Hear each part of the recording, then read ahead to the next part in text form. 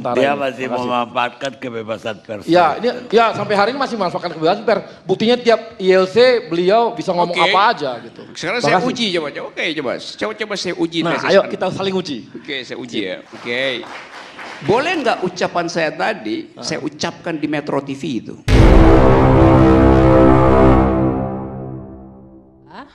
Kenapa Rocky Gerung di-ban? Apa karena terlalu vokal kritik pemerintah? Silakan dijawab teman-teman. Pertama adalah gini, tentu narasumber punya kesibukan masing-masing. Gitu ya, yang nggak juga selalu kita bisa hadirkan dia. Bukan cuma Rocky Gerung kalau itu. Jadi banyak juga narasumber kan yang mungkin kalau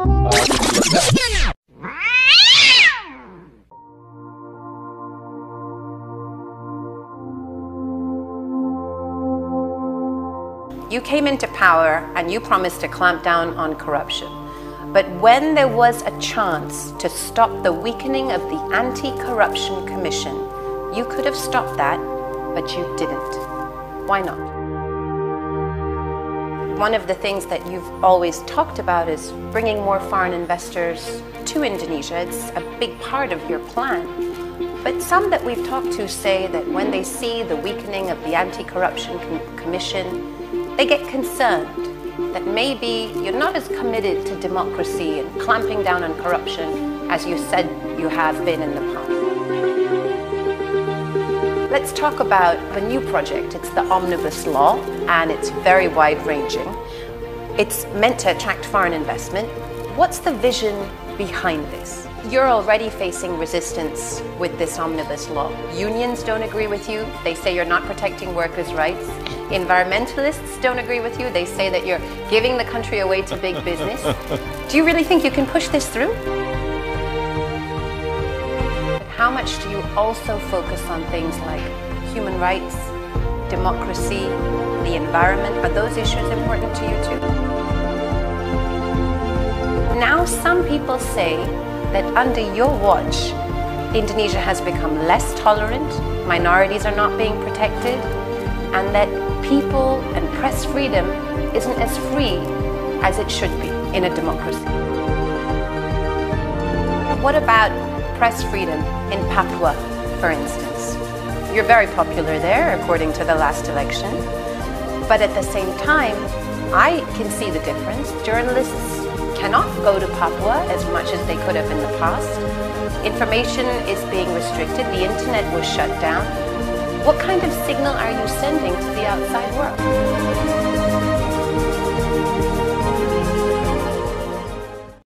Is Indonesian democracy different from other kinds of democracy? Ya, berbeda.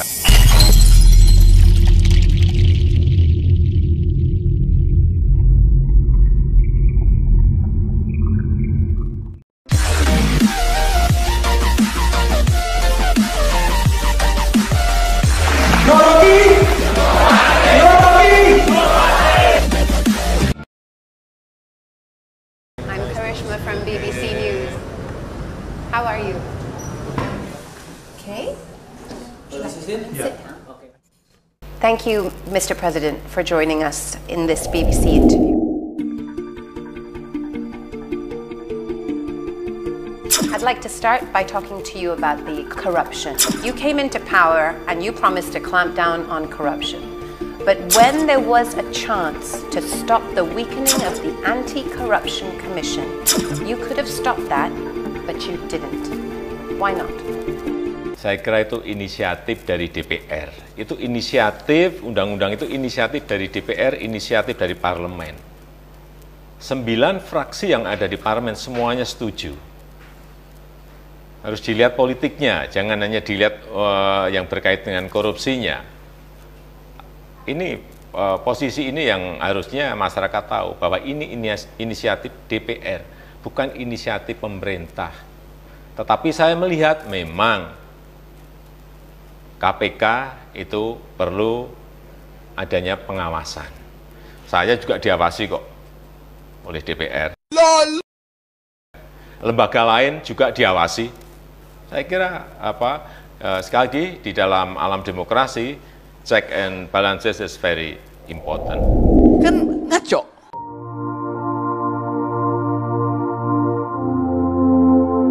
KPK itu dibuat sebagai peralatan presiden untuk memberantas korupsi. Itu dulu dalilnya tuh. Kenapa begitu? Karena dua peralatan yang ada itu nggak berfungsi, dibikin alat baru namanya KPK tuh. Jadi dia memang peralatan presiden.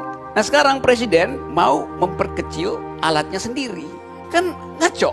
Dikasih alat untuk memberantas korupsi, dia potong kemampuan alat itu tuh. Presiden akhirnya nggak ngerti apa yang disebut independensi dari si KPK tuh. KPK independen terhadap lembaga lain yang punya potensi mencampuri. Tapi dia tetap peralatan presiden. Asbabun nusulnya begitu kok. Imperatif etis KPK ada pada penerimaan rakyat terhadap KPK tuh. Jadi mestinya presiden membaca legitimasi itu pada rakyat. Karena itu disebut sebagai extraordinary crime. Sekarang dianggap itu bukan extraordinary crime, itu serious crime. Memang secara teknis serious crime. One of the things that you've always talked about is bringing more foreign investors to Indonesia. It's a big part of your plan. But some that we've talked to say that when they see the weakening of the Anti-Corruption Commission, they get concerned that maybe you're not as committed to democracy and clamping down on corruption as you said you have been in the past. Enggak, saya kira tidak seperti itu. Tidak seperti itu. Akan kita lihat, ini kan baru dimulai, akan kita lihat setahun ke depan, akan kita lihat 2 tahun ke depan, seperti apa, 3 tahun ke depan, ini baru mulai, jangan pesimis dulu, nggak boleh. Kita harus tahu bahwa itu memang produk inisiatif dari DPR. Kita lihat, kalau memang nantinya itu dianggap melemahkan KPK, ya bisa dilakukan review di DPR. Kalau DPR tidak melakukan, bisa juga dilakukan perpu oleh Presiden. Saya kira ini ada banyak pilihan-pilihan, ya, tapi ini kita lihat berjalan ini dulu. Jangan baru KPK, baru bekerja sebulan 2 bulan sudah diberikan komentar yang pesimistis. Saya kira nggak fair. Jadi kekompakan apa yang Anda lihat di istana dan juga parlemen untuk kasus ini? Kompak karena takut dia akan makan pemiliknya sendiri tuannya tuh.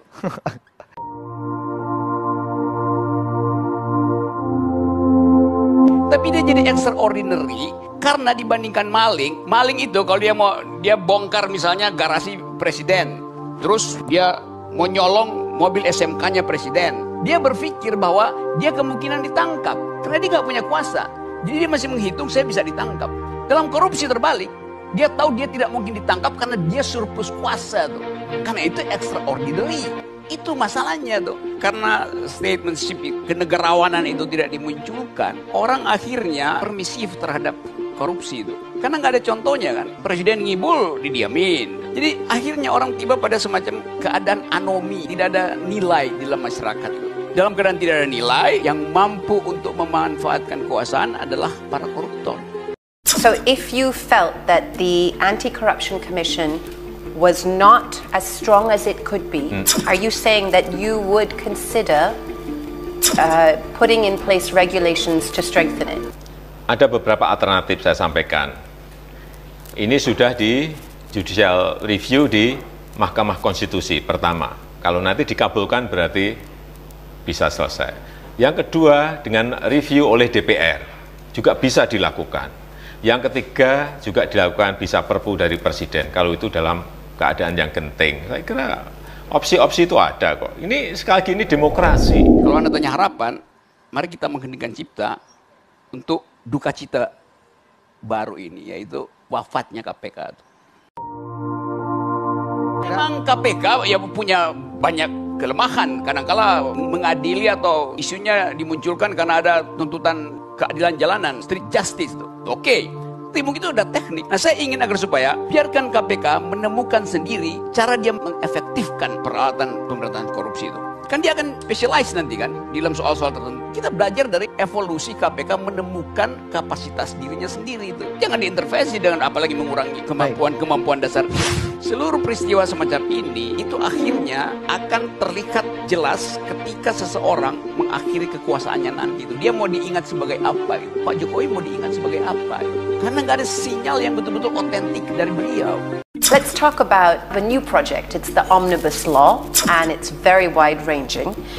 It's meant to attract foreign investment. What's the vision behind this? Kita ingin pertama menyederhanakan perizinan. Kita juga ingin menyederhanakan birokrasi.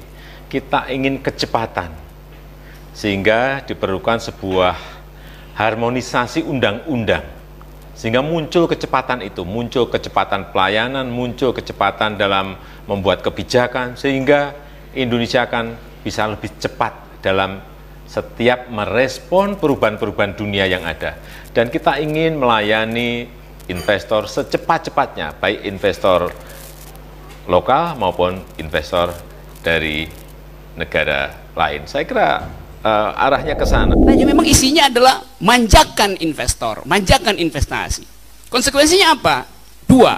Satu, tekan upah buruh. Dua, rusak lingkungan. Tekan upah buruh, rusak lingkungan. Selesai. Kalau kita baca pandangan filosofis di depan itu, dikatakan di situ bahwa undang-undang ini didasarkan pada pasal 27 konstitusi yang bunyinya setiap warga negara berhak atas pekerjaan dan penghidupan yang layak.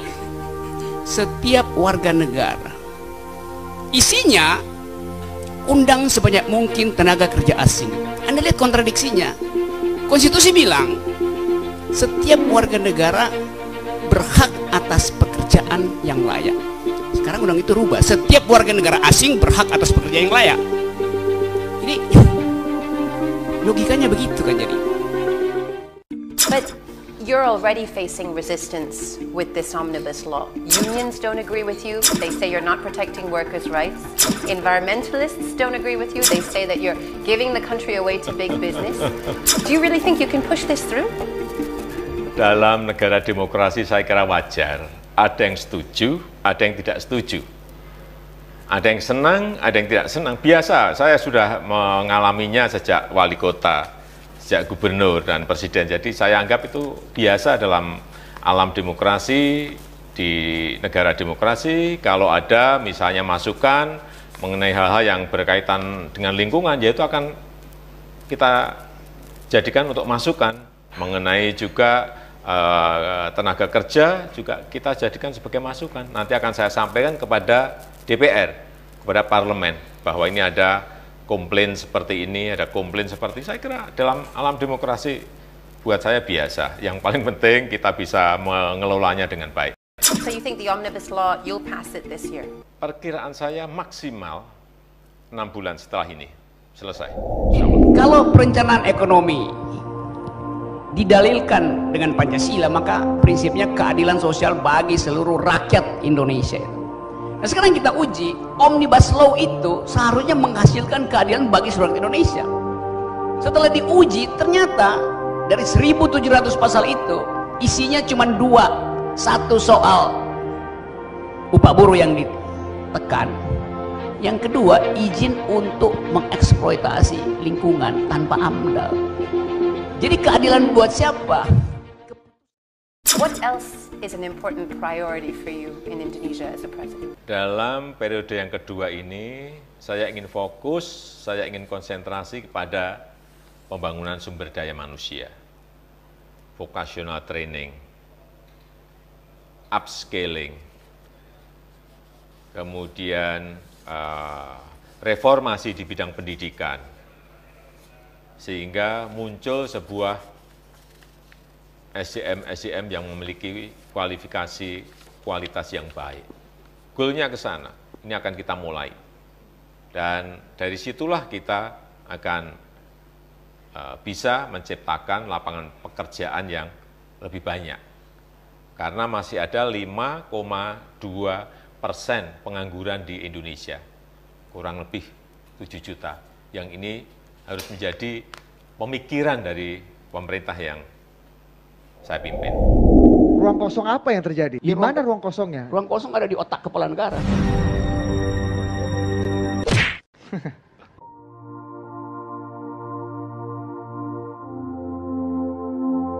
Hukum di Indonesia itu bukan akibat dari konsepsi keadilan, tetapi akibat dari instruksi politik. Maka kita tahu apa yang terjadi di balik meja birokrasi, di balik meja parlemen, yaitu transaksi keuangan, di balik tembok istana, yaitu korupsi. Jadi jangan bicara normatif tentang hal yang secara deskriptif kita lihat setiap hari. Kalau saya melihat dua kecenderungan pada Jokowi 5 tahun pertama sampai hari ini. Dia menganggap hukum banyak menghambat. Muncul RUU Omnibus Law yang ingin menyederhanakan semua dianggap hambatan pada Omnibus Law. Yang kedua, ada hal-hal tertentu yang dia kehilangan narasi. Tadi saya bilang dia miskin narasi soal hukum. Jadi dua hal ini yang selalu muncul. Oke.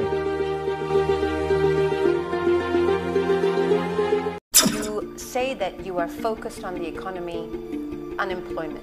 But how much do you also focus on things like human rights, democracy, the environment? Are those issues important to you too? Kalau saya bekerja itu memang fokus. Saya tidak mau kerjain semuanya. Ini negara besar. Fokus dulu. Dan ada prioritas. Periode pertama saya fokus di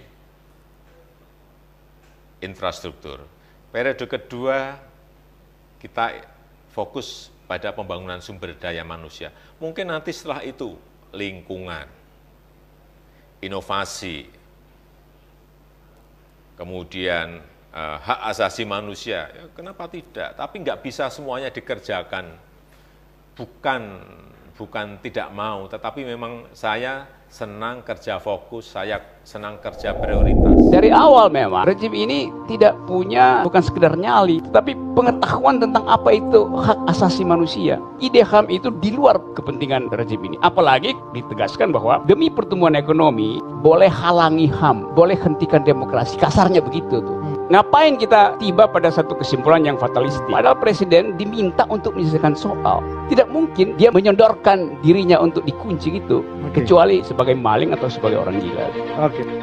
Dari sisi politik misalnya presiden bernegosiasi dengan orang-orang seperti Prabowo, Wiranto. Dari sisi bisnis misalnya presiden berurusan dengan perusahaan-perusahaan sawit, tambang yang merusak dan menghilangkan hak asasi banyak orang dan di banyak tempat. Presiden itu dia dilingkupi dengan kewajiban. Jadi kewajiban untuk melindungi, memenuhi, dan menghormati. Itu SBY itu dulu. Ya. Nggak bisa. Jadi dia harus menyelesaikan pelanggaran-pelanggaran yang terjadi sebelum dia. Dan yang kedua, ada banyak pelanggaran HAM yang terjadi di zamannya dia. Lutfi misalnya. Yang kedua, Novel Baswedan. Yang ketiga, Munir. Saya tambahkan lagi mendiskriminasi di Papua. Nah ini adalah nama-nama kasus yang tidak diselesaikan oleh Jokowi sebagai presiden. Respon presiden kalau soal hak asasi manusia lamban sekali. Lebih lamban daripada kura-kura.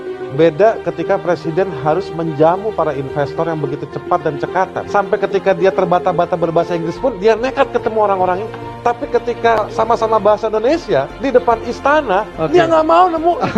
Now some people say that under your watch, Indonesia has become less tolerant, minorities are not being protected, and that people and press freedom isn't as free as it should be in a democracy. Ya, sekarang juga Karisma bisa lihat di depan istana itu tiap hari ada demo, dan itu biasa, itu demokrasi. Masyarakat Indonesia juga penuh dengan toleransi, moderat, dan senang dengan demokrasi. Demokrasi dengan Islam juga saling mengisi. Dan supaya tahu, di Indonesia itu semuanya pilihan langsung oleh rakyat. Apa yang kurang dari demokrasi Indonesia? Bahwa ada yang intoleran, bahwa ada yang namanya konflik kecil-kecil. Ini negara besar yang memiliki keberagaman. Ada 714 suku yang ada di Indonesia, ada 1.100 lebih bahasa lokal yang kita miliki. Agama yang berbeda-beda. Ya kalau ada gesekan kecil saya kira normal. Ada satu mahasiswa meninggal dalam peristiwa politik genting tuh. Dan gak ada breaking news dari istana tuh. Namanya Randy, 21 tahun. Yang mestinya ada di kepala presiden. Dia ucapkan, dia bisa stop pertemuan soal Perpu tadi dengan 41 tokoh. Kita heningkan cipta. Enggak tuh. Jadi dianggap sebagai itu adalah risiko. Lo mestinya demokrasi menjamin gak ada satu tetes darah pun tumpah gitu. Karena kita percaya pada argumentasi itu. Mahasiswa datang dengan argumentasi. Kenapa mesti dihalau dengan water cannon? gas air mata. Padahal saya tahu di istana itu berlimpah mereka yang mengerti soal hak asasi manusia, yang asal usulnya adalah civil society, aktivis-aktivis HAM itu. Mestinya mereka yang tampil bertemu dengan mahasiswa itu. Nggak ada satupun yang wajahnya bisa gagah berani untuk mengucapkan dalil-dalil hak asasi manusia. Karena kuyu semua di depan tatapan mata jenderal tuh. What about press freedom in Papua, for instance? You're very popular there, according to the last election. But at the same time, I can see the difference. Journalists cannot go to Papua as much as they could have in the past. Information is being restricted. The internet was shut down. What kind of signal are you sending to the outside world? 5 tahun yang lalu, supaya diingat, 5 tahun yang lalu, saya buka Papua untuk seluruh jurnalis, baik di dalam negeri maupun dari jurnalis asing. Kita buka, terbuka.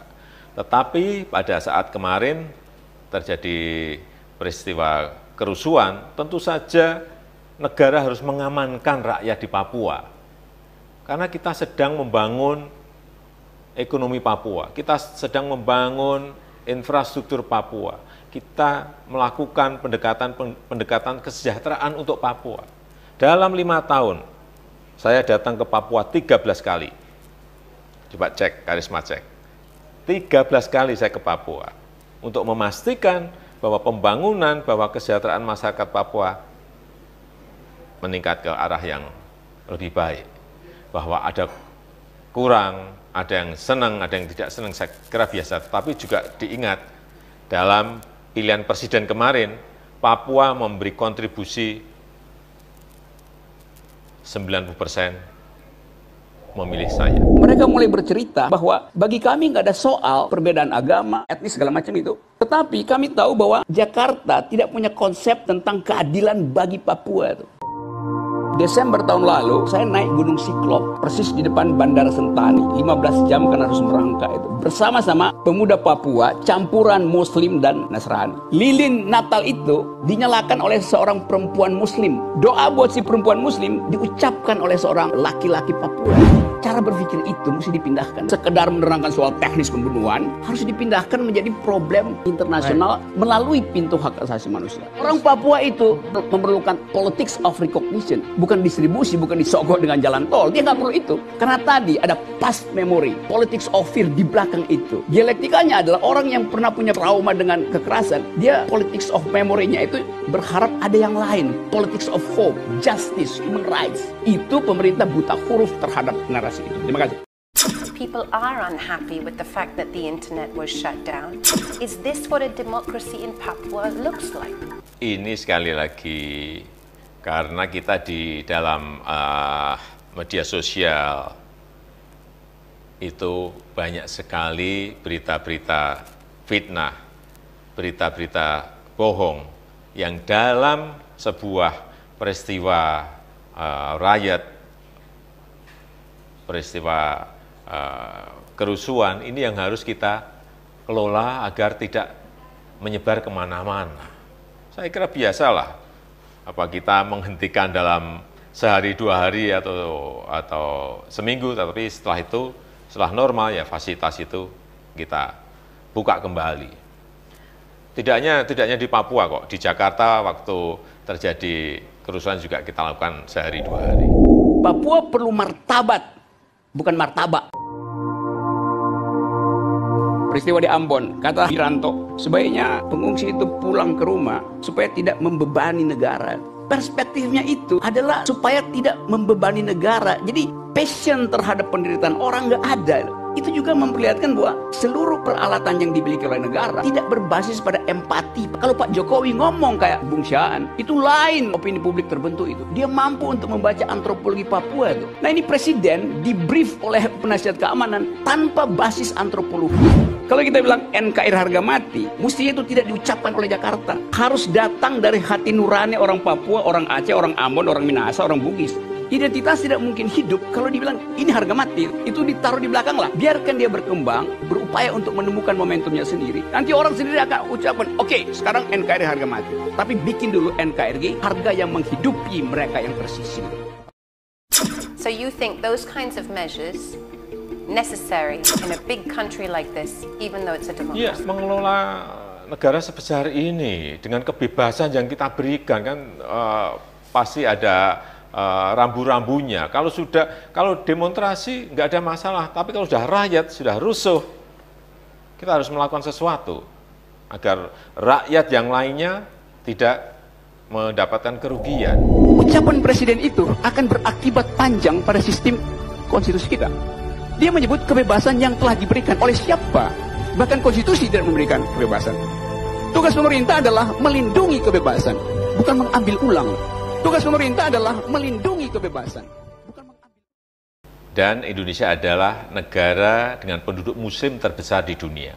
Tetapi Indonesia ini sekali lagi beragam. Masyarakat di Indonesia ini DNA-nya adalah toleran dan moderat.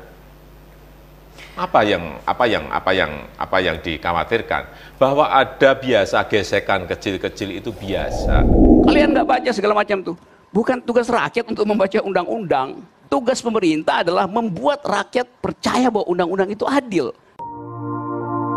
Ya presiden berbohong. Karena disebut Pinocchio kan.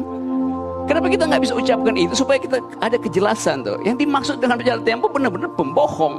Biarin aja kita diskusi itu tuh sebagai fakta jurnalisme itu. Lalu kita olah supaya kita tahu mengapa sampai anak STM turun ke jalan. Lalu tiba-tiba ada booster istana membuli anak STM. Kan ngaco kan? Lalu itu tentu saja anak STM itu nggak bisa nantang debat dengan booster istana.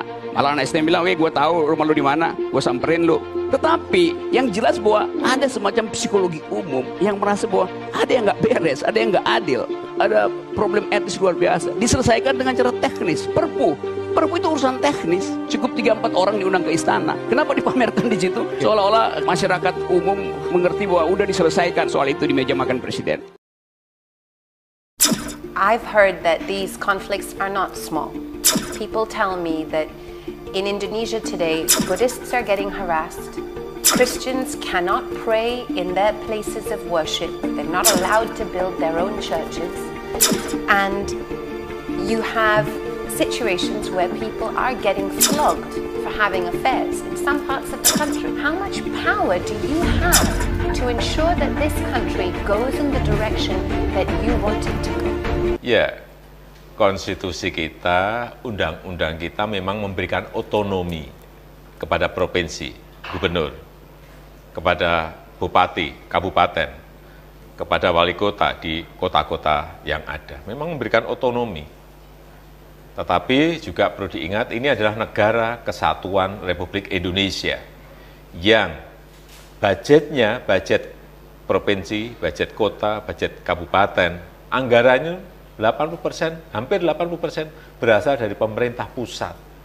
Memang kadang-kadang ada perbedaan antara pemerintah pusat, provinsi, kabupaten, dan kota.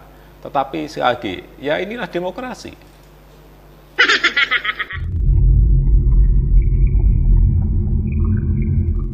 Demokrasi Indonesia. Demokrasi Indonesia.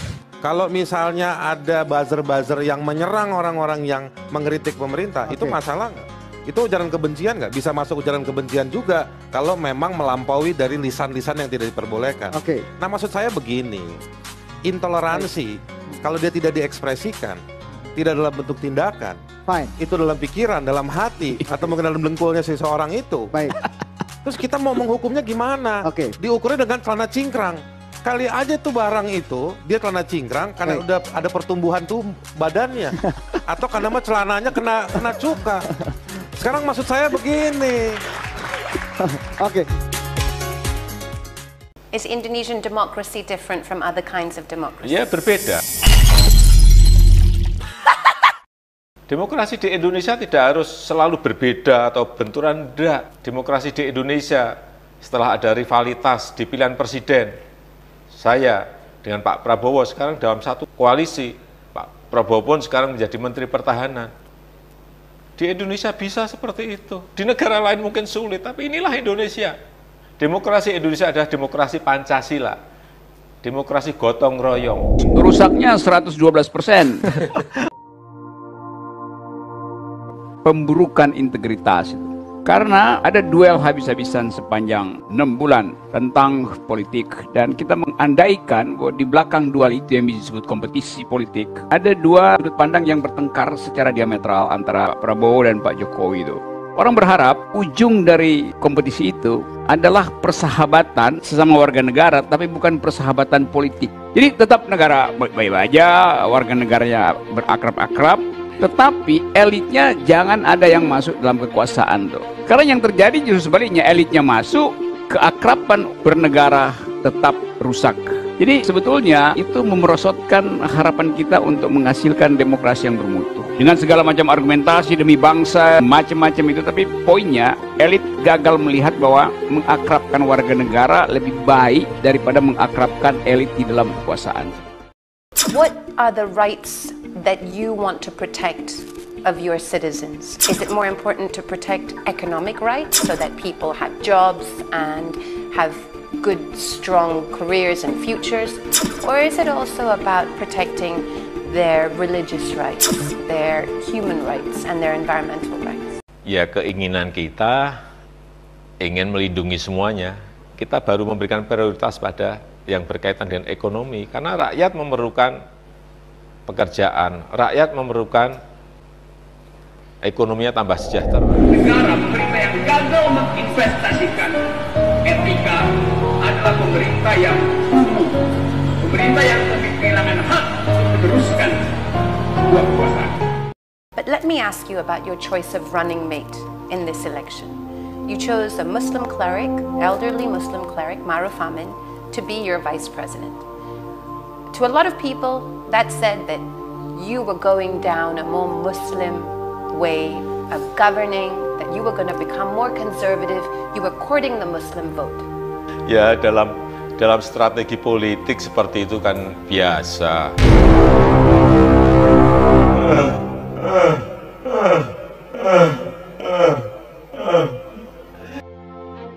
And you're confident that the religious harmony that Indonesia has been known for in the past, that's something that's being protected even under your watch, under your leadership?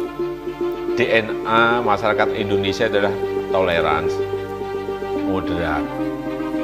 Itu yang saya lihat, bahwa kadang-kadang di bawah, di grassroots ada sedikit gesekan. Saya kira ya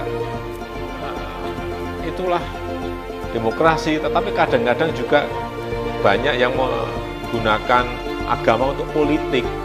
Ini yang juga harus dilihat. Jangan dilihat itu hanya masalah agama saja, bukan. Sering itu digunakan dalam berpolitik. Ini yang mulai harus kita sampaikan, edukasi masyarakat agar tidak para politikus itu menggunakan agama sebagai permainan politik.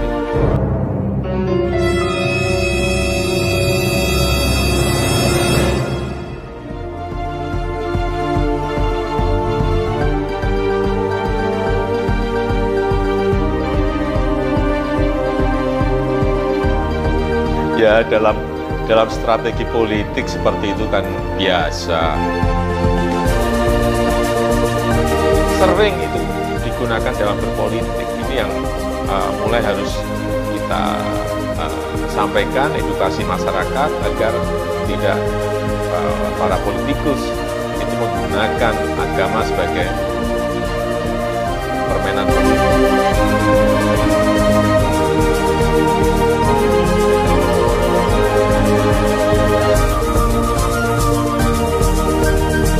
So, do you think that a non-Muslim could be the president of Indonesia? Ya, kenapa tidak? Kalau rakyat menghendaki, ini demokrasi. Kalau rakyat menghendaki, kenapa tidak? Indonesia has had a bad experience in the past with dynasty politics. Would you stop members of your family from getting into politics? Dinasti politik itu kalau kita menunjuk keluarga kita untuk menjabat. Misalnya, saya menunjuk anak saya jadi menteri. Tapi kalau seorang keluarga, anak, misalnya mendaftarkan diri berpartisipasi dalam pilkada di daerah, Yang menentukan rakyat, yang menentukan bukan Jokowi. Rakyat yang menentukan. Including your kids. Iya, tentu saja. Dan saya sudah sampaikan, saya tidak akan kampanye untuk anak saya. Thank you very much, sir. Thank you so much for joining us. Terima kasih. Yes. Karisma.